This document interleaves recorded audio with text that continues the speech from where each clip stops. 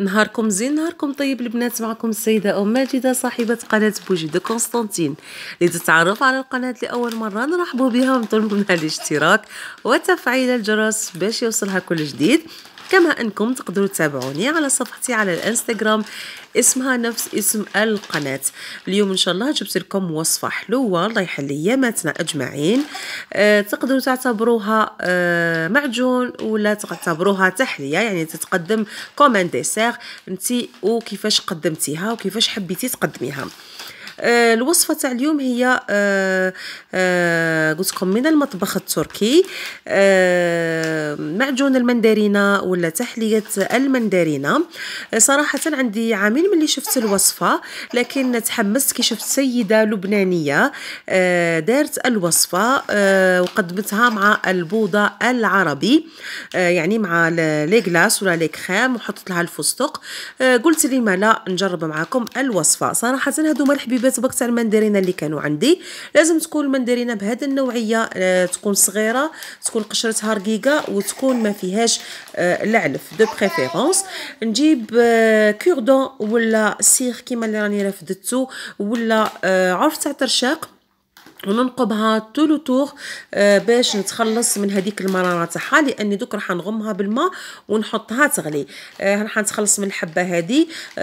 ملاحظه البنات، هذه النقاط السوداء اللي موجوده في الفواكه ولا في الخضار هي نتيجه للاسمده وللمبيدات اللي يطعموا بها الخضار، ما لا تخلصوا منها ماذا بكم. هنا غميت المندرينه تاعي حطيتها تغلي فوق النار، تغلي مده 10 دقائق فقط ونحيها. ما نحبش الحبه تاعي تطيح ونحب نتخلص فقط من هذيك المراره. شوفوا كيف الحبه مازالت محافظه على القوام تاعها.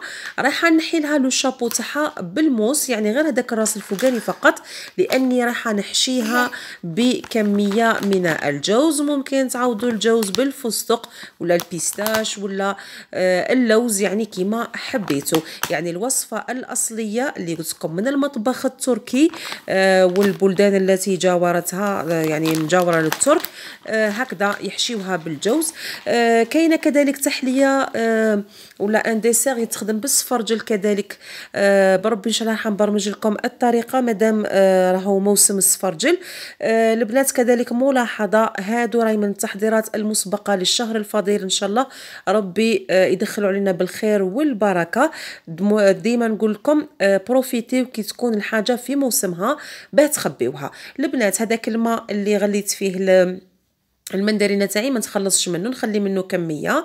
راح نطيب دوك لو سيرو تاعي، راح ندير كاس من السكر العادي يقابلوا نصف كاس من الماء اللي غليت فيه المندرينه، وراح نكمل النص تاع الكاس بكميه الماء العادي. يعني عندي كاس تاع السكر معاه كاس تاع الماء، نصه الماء تاع المندرينه ونصه ماء عادي، ونحط طرونش تاع القارص، ونحط بيان سور مغرفه تاع لافاني اللي ما نستغناش عليها، وصراحه تحدث الفرق في الذوق وفي الرائحة، يعني تنكهوا بطريقة جد رائعة.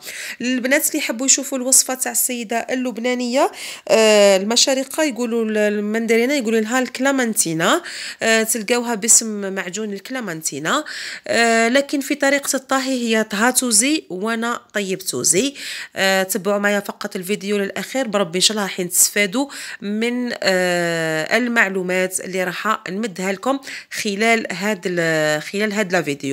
ملاحظه واحده اخرى البنات، لا فيديو السابقه تاع لي زونشوا او سيل كذلك راهي من التحضيرات المسبقه للشهر الفضيل. توجور نقول لكم بروفيتي من لا ماتيير ولا من لو برودوي اللي يكون في الموسم تاعو.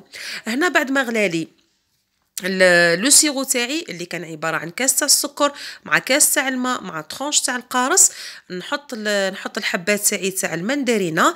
البنات نطيبهم 10 دقائق فقط ونطفي عليه النار، نخليه يبرد ويريح مده ساعتين كاملين، ونعاود نزيد نشعل عليه مده 10 دقائق فقط، ونزيد نطفي عليه، نزيد نخليه يريح ساعتين. راح نعاود ونكرر هذه العمليه مده 3 مرات. هذا هو الشيء اللي يمد لي هذا هاد لو كريستال ولا هاد لا بريونس اللي راهي في القشره تاع المندرينه تاعي. ملاحظه كذلك جدا مهمه البنات، بالك ما تعرفوهاش، باللي المعاجن نقدروا نطيبوهم على عده مراحل. يعني نطيب نخليه روبوزي، نزيد نعاود نطيبه ونخليه روبوزي حتى نتحصل على القوام اللي حابته انا. يعني قلت لكم باه نتحصلوا على هاد لا بريونس، هاد المنظر الزجاجي والكريستالي اللي في الحبه تاعي المندرينه، لازم نطيبها 10 دقائق ونطفي عليها مده ساعتين ونكرر العمليه الى 3 مرات كاملين. هنا البنات شوفوا النتيجه، كانت نتيجه ولا اروع. انا صراحه نعتبر هاد الوصفه يعني نقدمها كوم ديسير اوليو كوم كونفيتور. المهم قلت لكم نتوما طريقه التقديم، ممكن تقدموها وتشبحوا بها طاجين الحلو تاعنا، خاصه في العرضات، في التقديمات، في الشهر الفضيل ان شاء الله. تقدروا ترجعوا كذلك للقناه تاعي، تلقاو باللي راني حاطه طاجين حلو غويال وحصري على قناتي. كنت حطيت فيه التشينا المعسله، الكيوي المعسل، كنت حشيت العين بلا فيونداشي، كنت حشيت المشيمشه بالعقده تاع اللوز.